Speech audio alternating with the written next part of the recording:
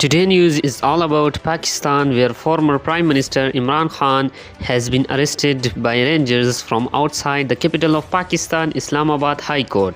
Imran Khan, who has ousted leader a year ago, Khan is facing dozens of charges including corruption and terrorism.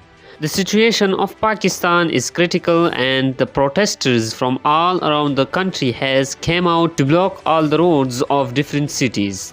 Now the situation of Pakistan is going to be critical because of the Imran Khan's arrests.